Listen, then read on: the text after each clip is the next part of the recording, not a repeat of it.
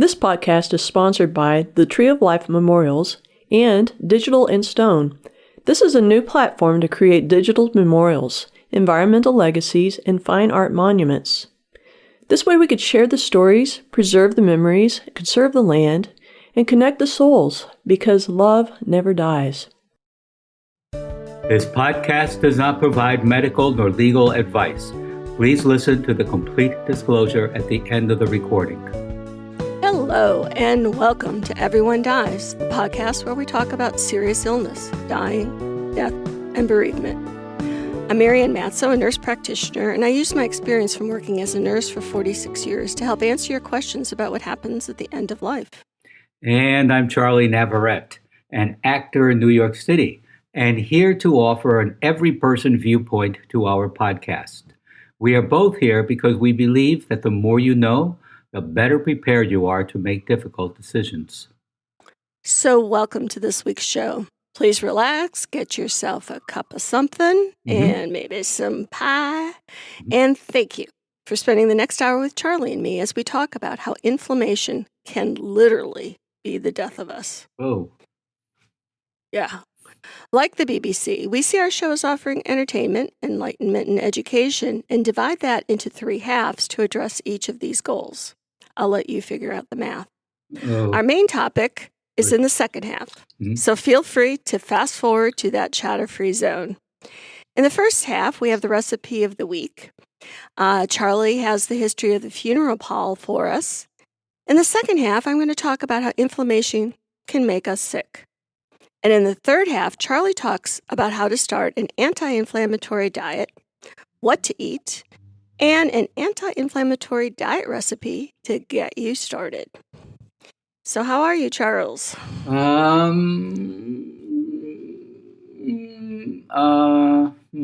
Let's see here. Fine.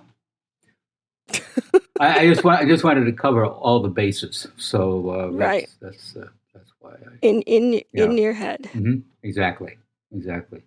How about you? What's going on way out there? Oh, it's hot here and humid. We need the rain to come. But I was scrolling through, where was I? Paramount Plus, maybe? Uh-huh.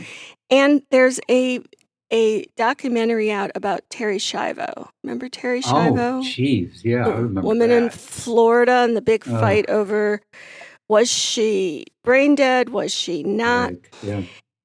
And, of course, I remember the whole thing when it happened and shouted a lot at the TV at that point. But, time did not replace my need to shout at the TV some more because... Why?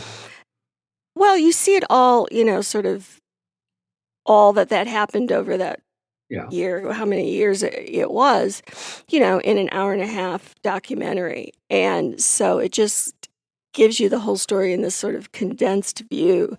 And the way that her family politicized this right in order to, I don't want to say get their way, but to not have her removed from artificial food and fluids was, in my humble opinion, just horrific. Yes. It was just horrific.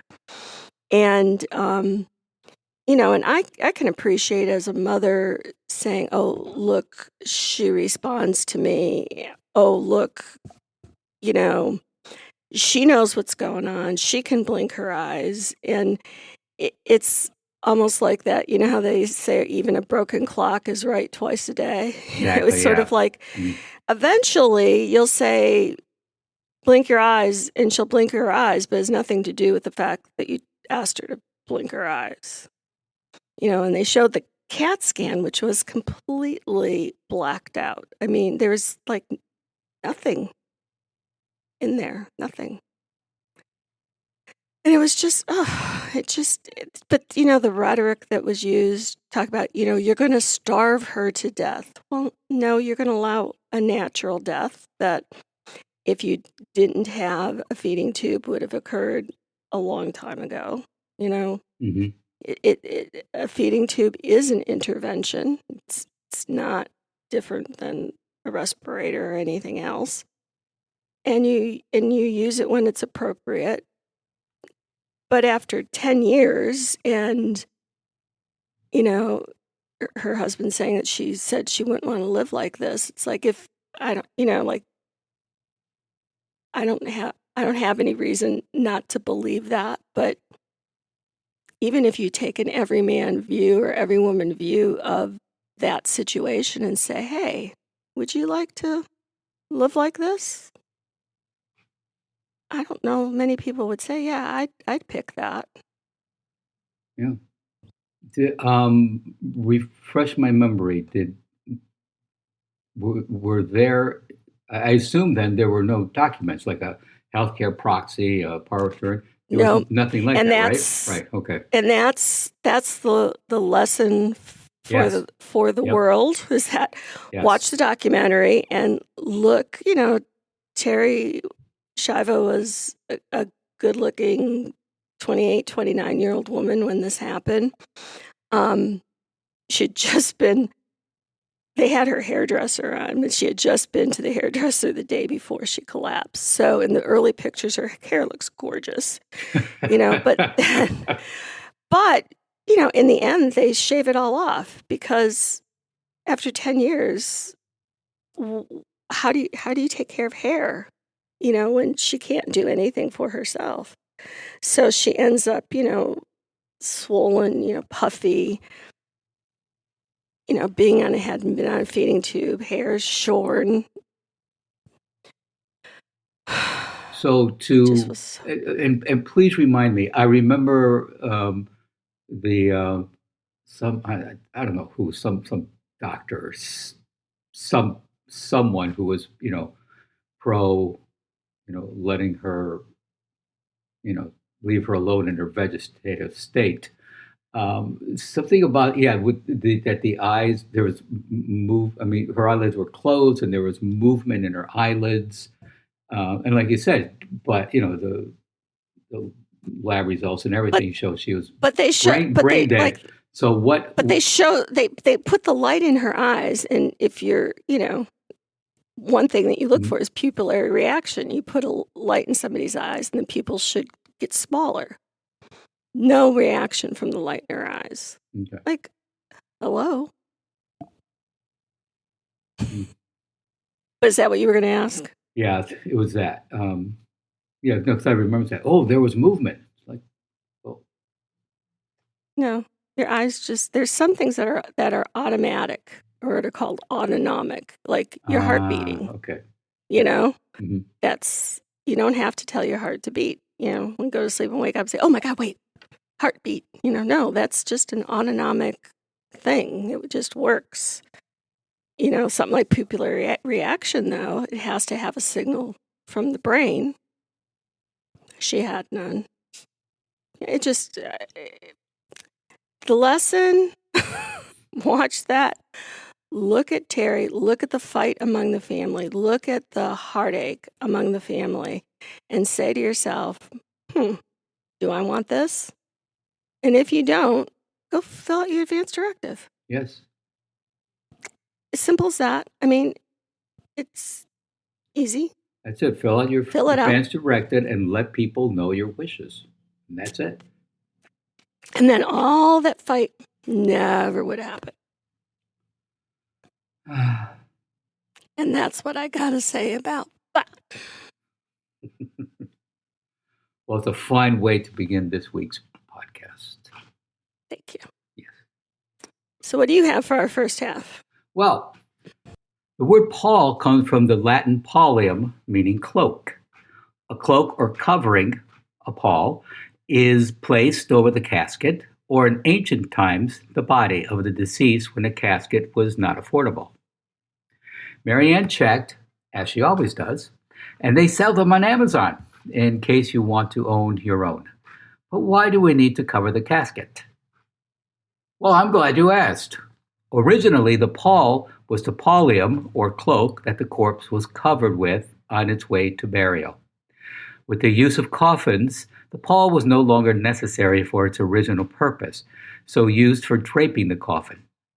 This was probably an excuse to retain the services of the pallbearer.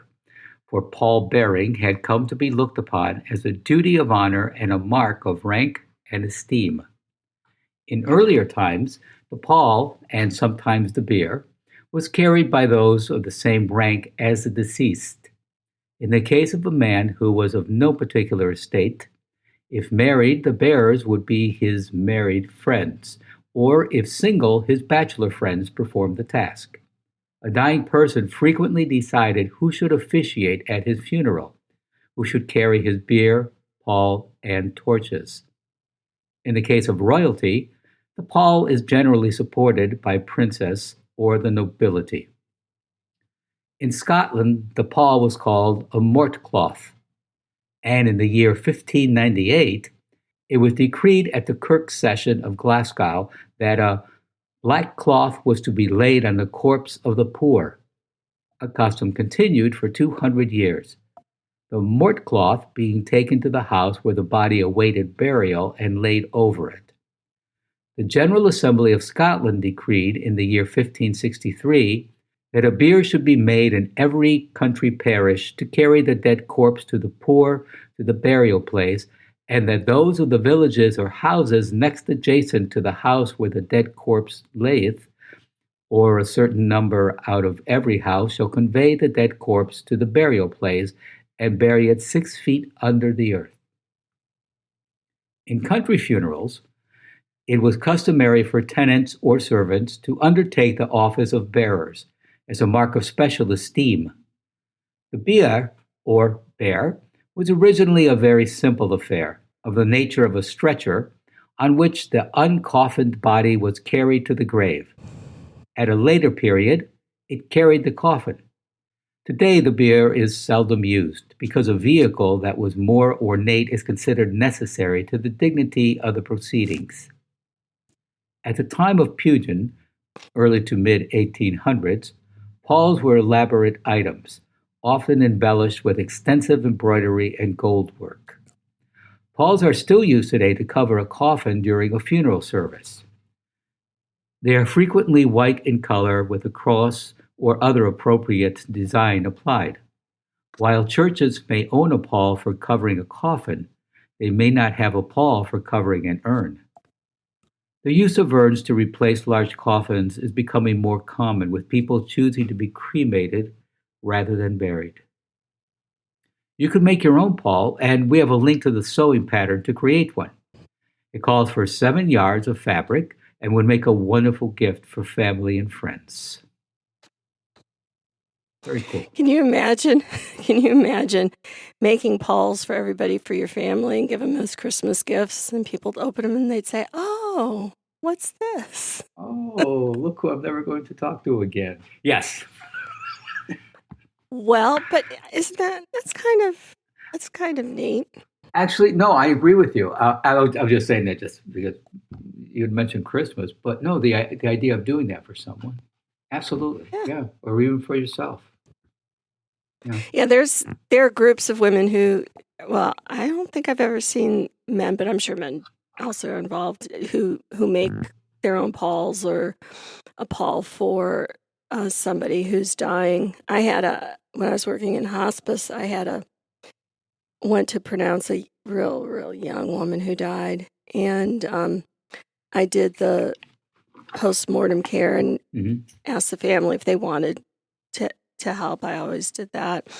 And they said no, and her mother was there, who was really not that old herself, and she said, "No, but I want to give you something to put over her." And she had made a pall for her daughter, or she called it a casket quilt, but she had quilted this pall for her daughter, like, I guess when it started to become clear that she wasn't going to survive the cancer she had. It was this beautiful blanket, and I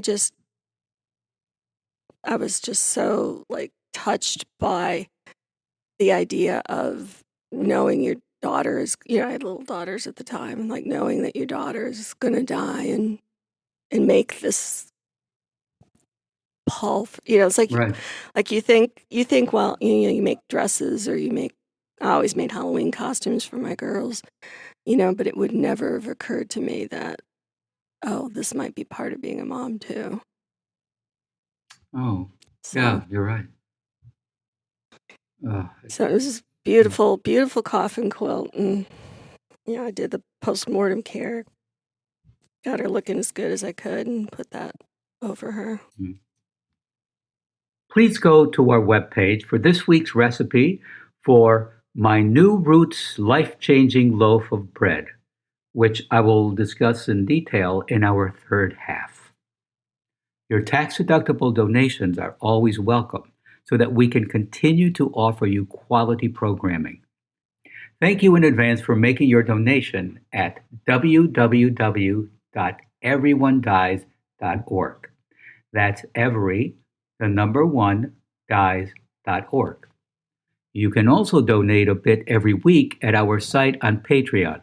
Just go to www.patreon.com. Patreon is spelled Patreon, and search for Everyone Dies. Marianne? Thanks, Charlie. I'm going to talk today about inflammation, what it is, and how inflammation can cause disease. Inflammation is a natural, normal immune system response to injury and infection.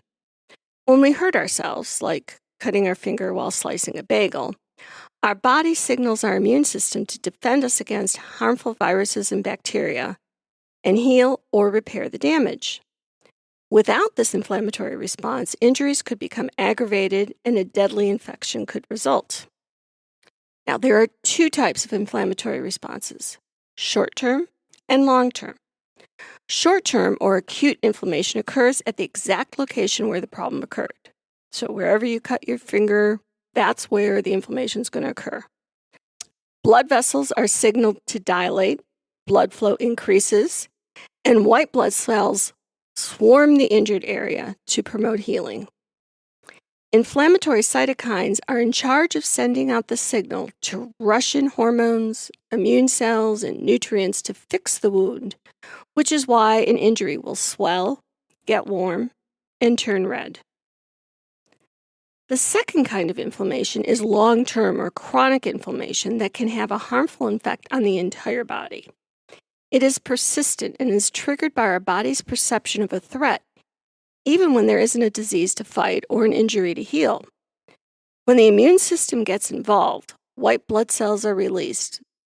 But since there's no injury to heal, they can start attacking normal tissues.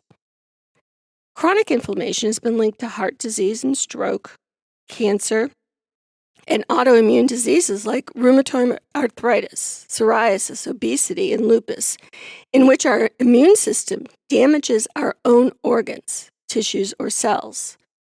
When our joints are involved in chronic inflammation, we may experience redness, swelling, pain, stiffness, and loss of joint function, accompanied by flu-like symptoms like fevers, chills, and fatigue. Together, diseases related to chronic inflammation account for 50% of deaths worldwide. 50%. The relationship between obesity, inflammation, and metabolic syndrome are interconnecting, which is leading researchers to reevaluate how we approach the question of weight.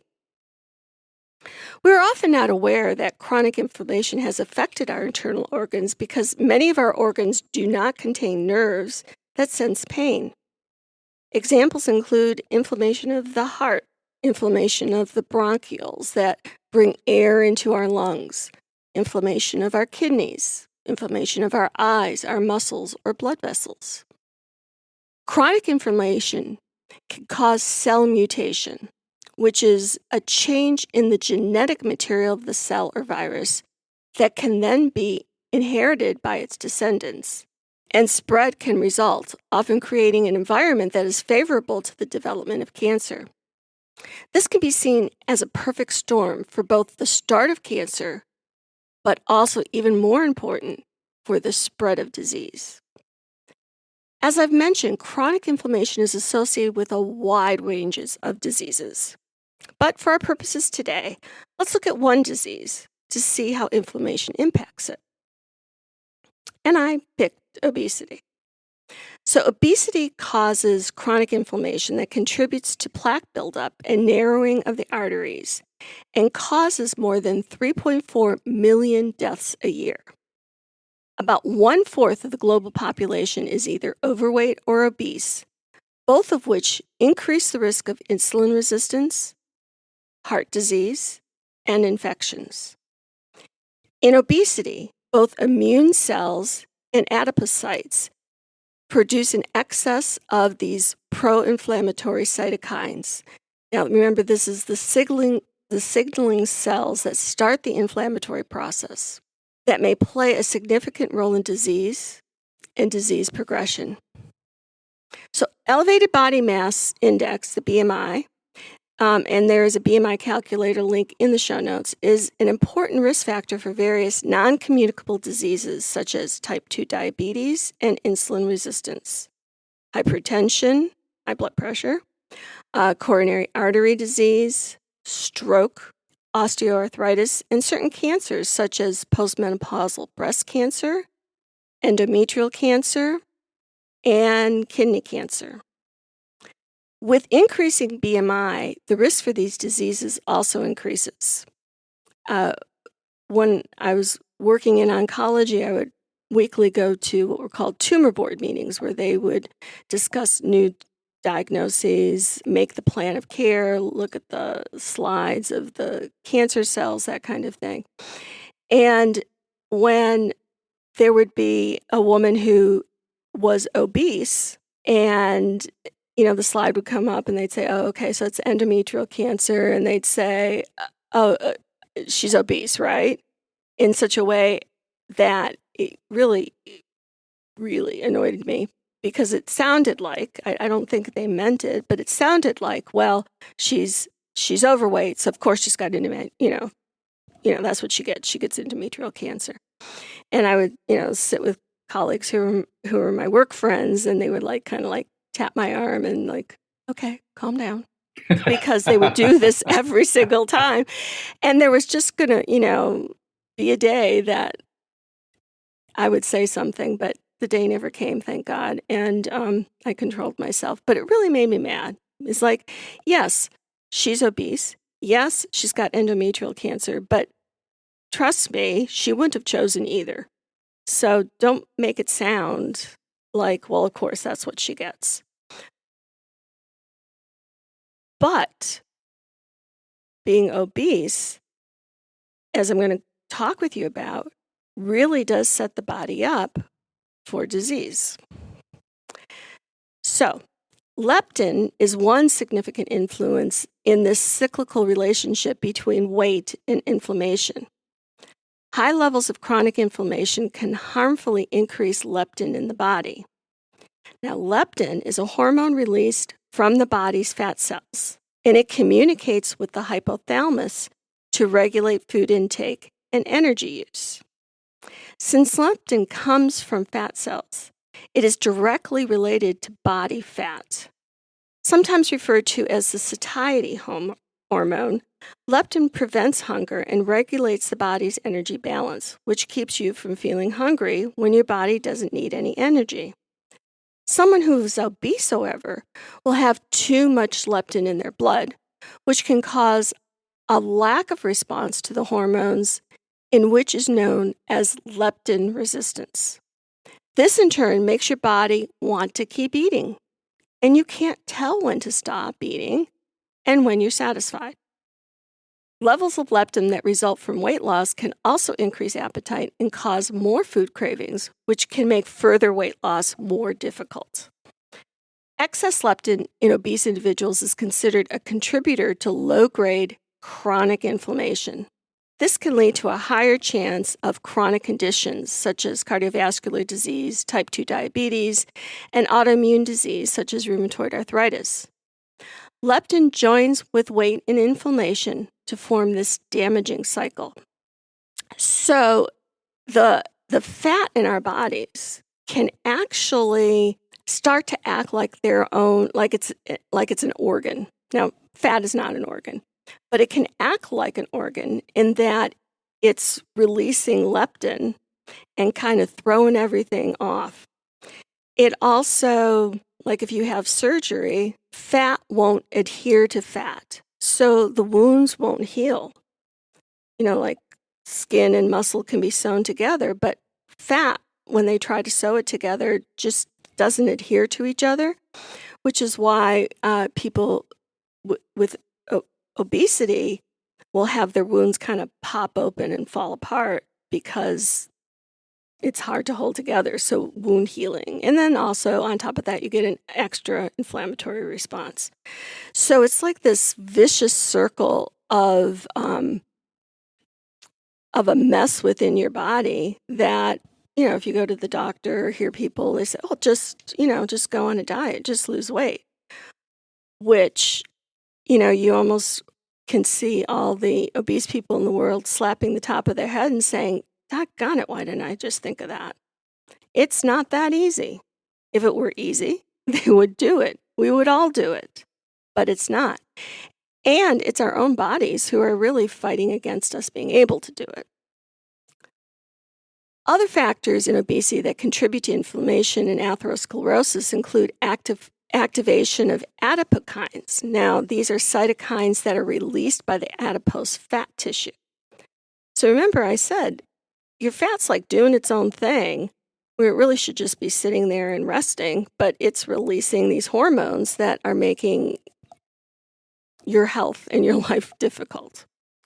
So these adipokines and the cytokines increase aldosterone.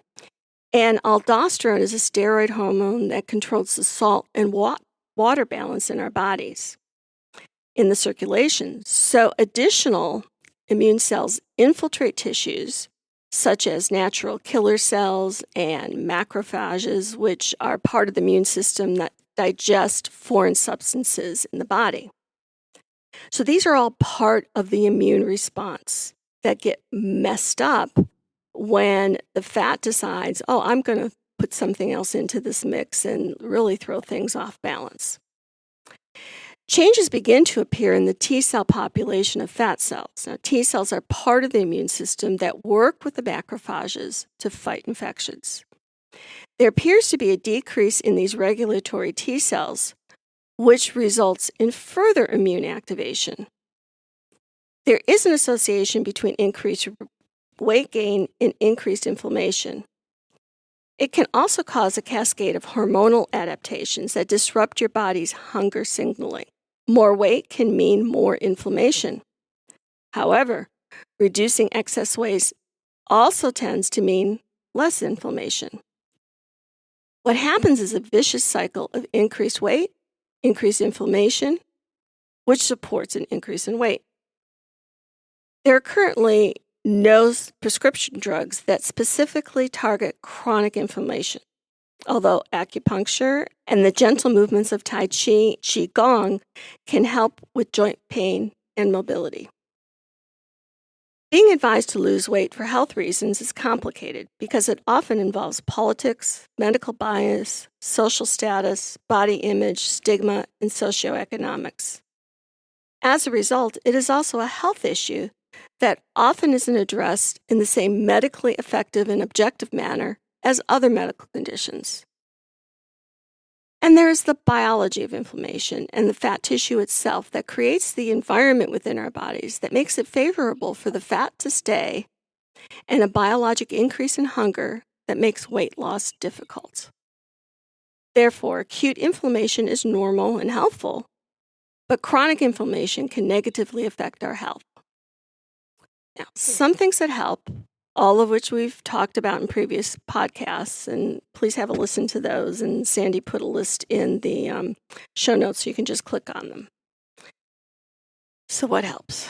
Make movement a part of your daily life. Exercise doesn't have to only happen in the gym. Park further from the grocery store, take the stairs, plant a garden. Sleep. Inadequate sleep quality and quantity can stress your system and have been shown to increase weight gain and inflammation. Find your Zen. Excess stress hormones have been linked to both weight gain and inflammation. Having a mindfulness practice, doing yoga or meditating can help keep your hormones in check. What we eat has an effect on the inflammation in our bodies. We have a link in our show notes for a quiz to help you determine your relative degree of inflammation based on your daily nutritional choices. So, when we think about obesity, as a society, we tend to think of it as a loss of willpower or someone who's let themselves go or a lot of very negative thoughts.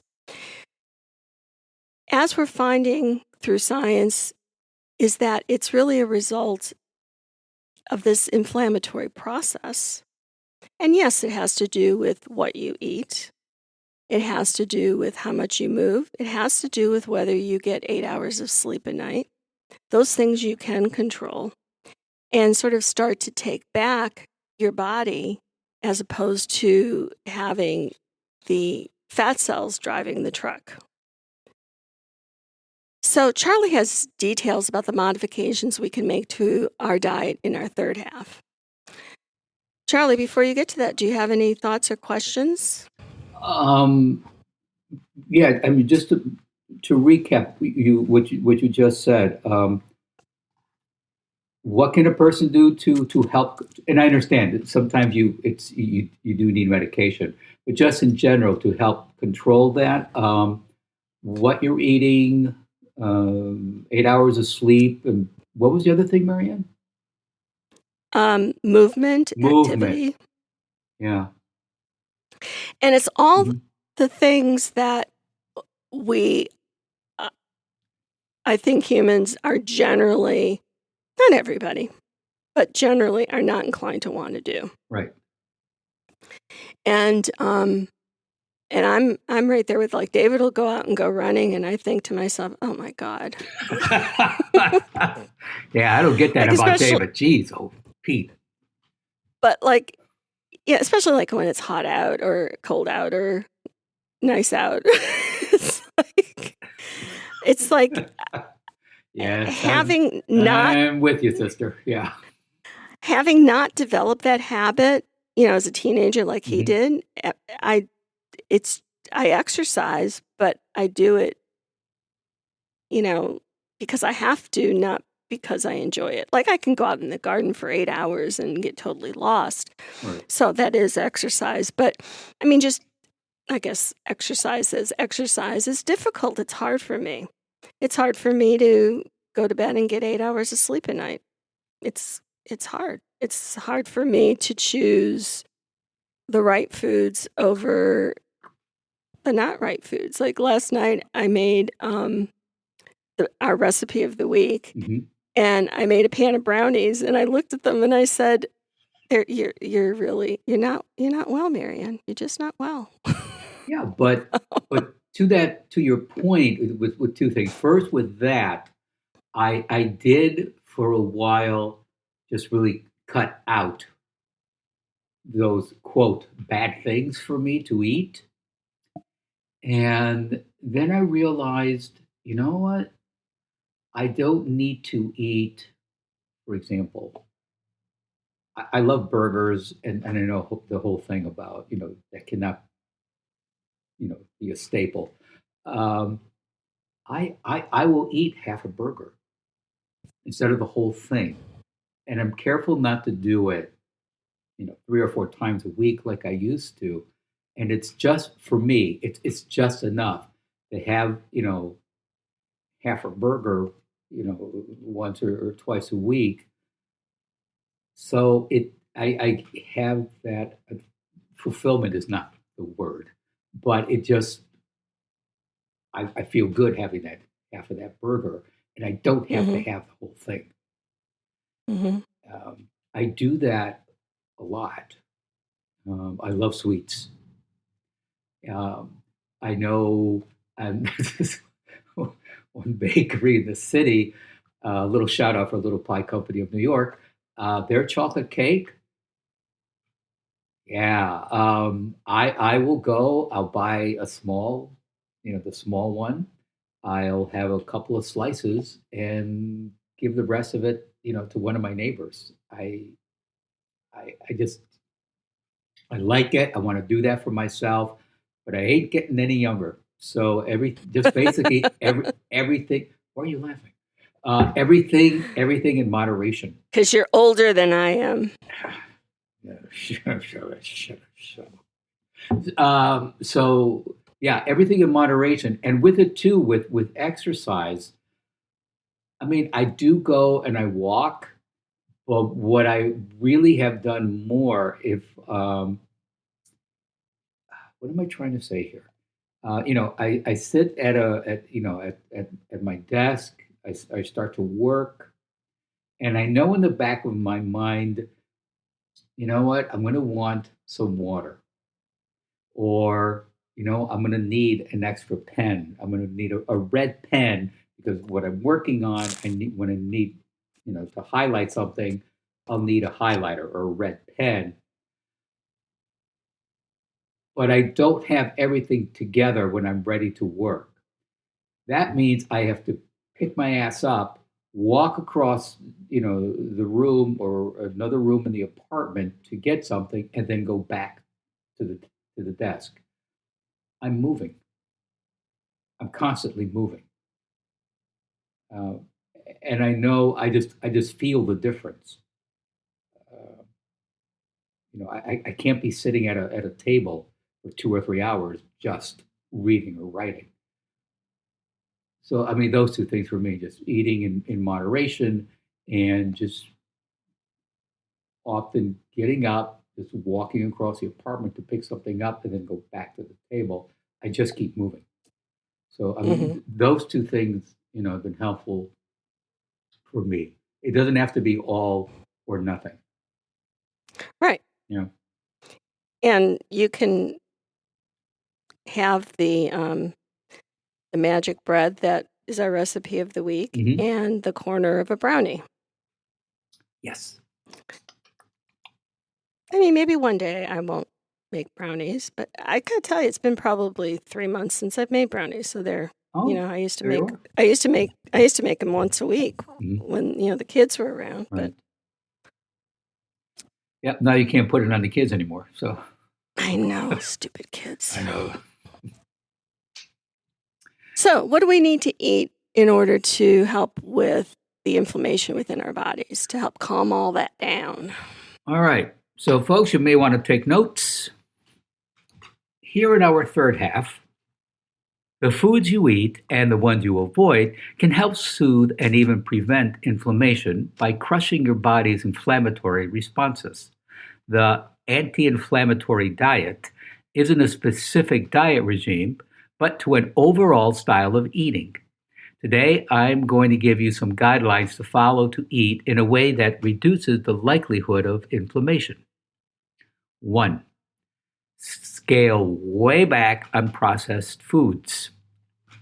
Marianne, McDonald's isn't processed, right? I mean, they're cooking it live right in front of you, so that's not a processed food, is it? I just hear those inflammatory cytokines getting all excited in your body because it thinks it's going to get some. Okay, so then I foods. take a McDonald's as processed food. Okay, got it. Yeah. Now, so the first key to minimizing inflammation is not eating foods that cause it.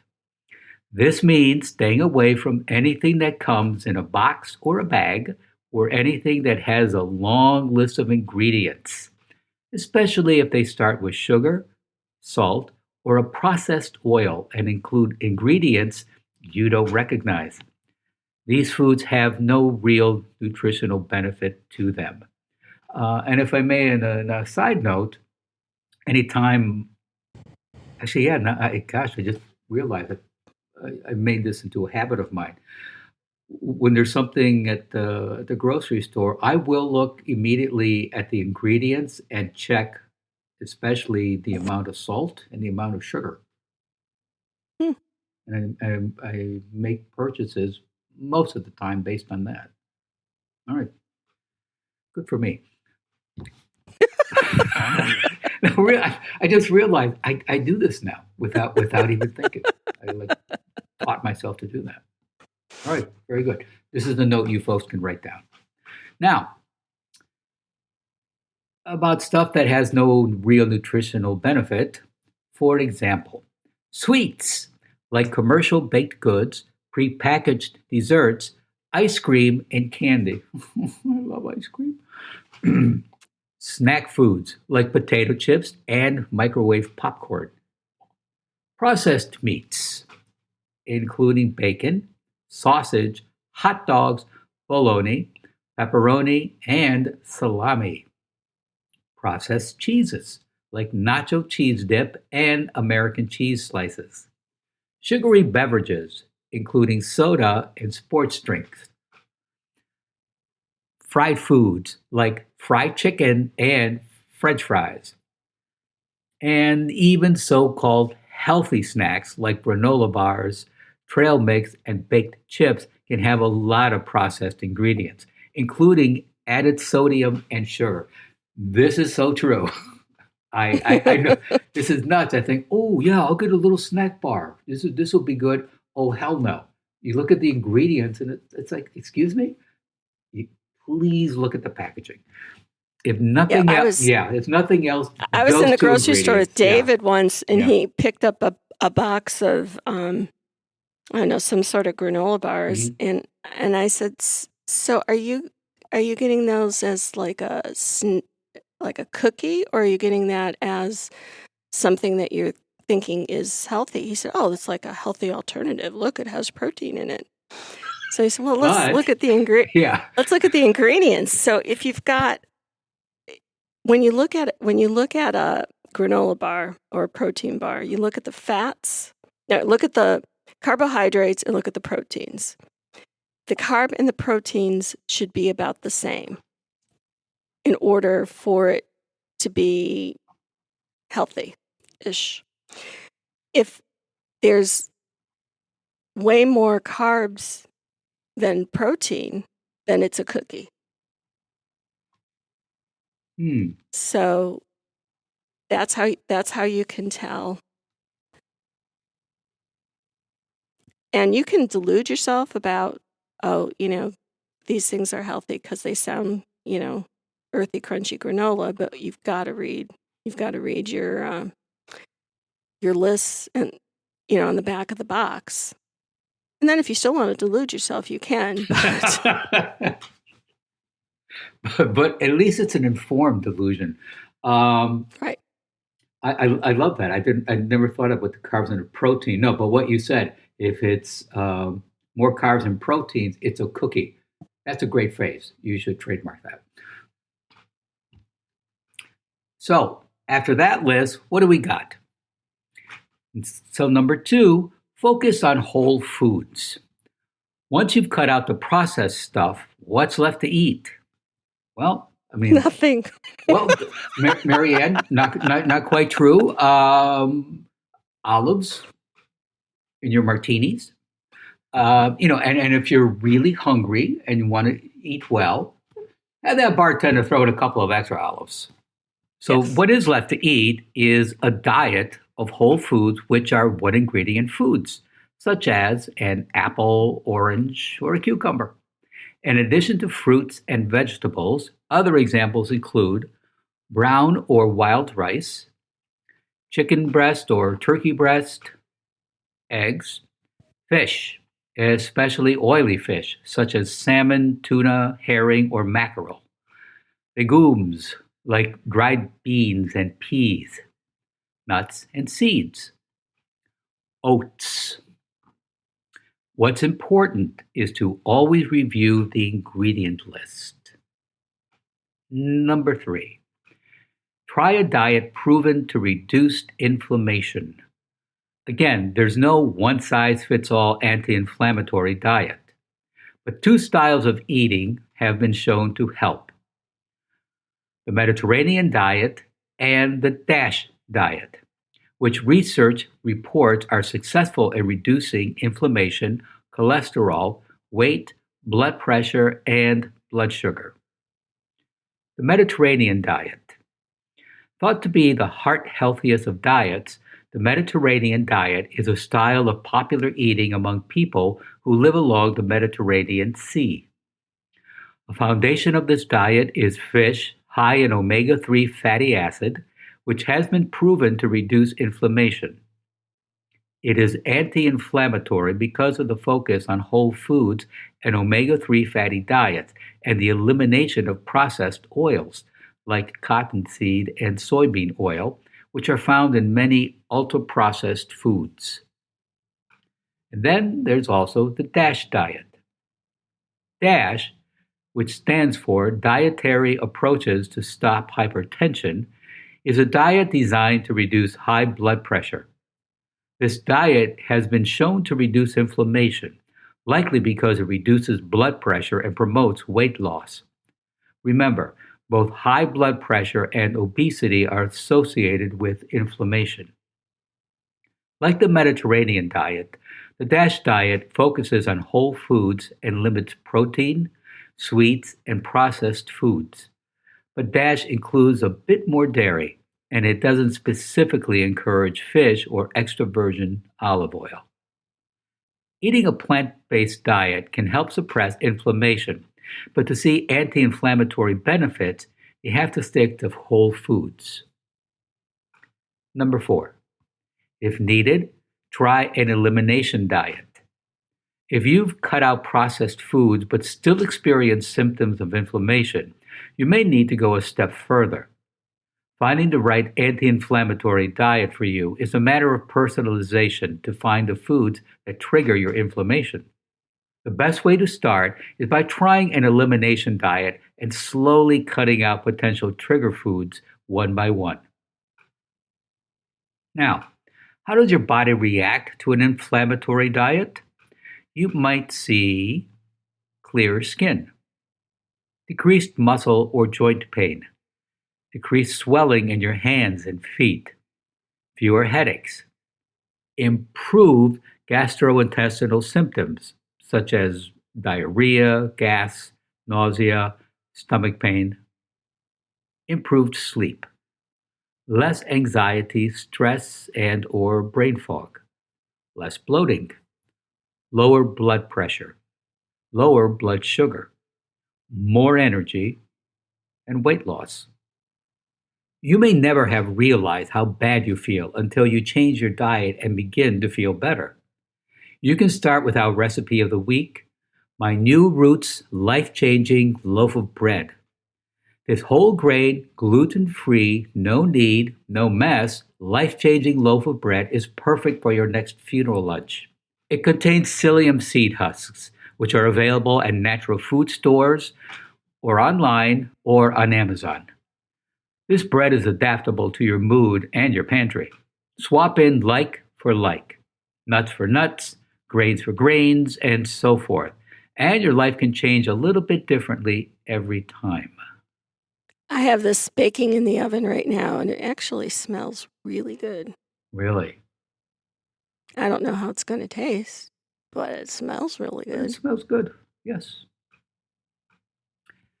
And that takes care of this week's episode, folks. Please stay tuned for the continuing saga of Everyone Dies, and thank you for listening. This is Charlie Navarrete. And from writer and fun guy Edgar Allan Poe, to die laughing must be the most glorious of all glorious deaths. And I'm Marianne Matzo, and we'll see you next week. Remember, every day is a gift.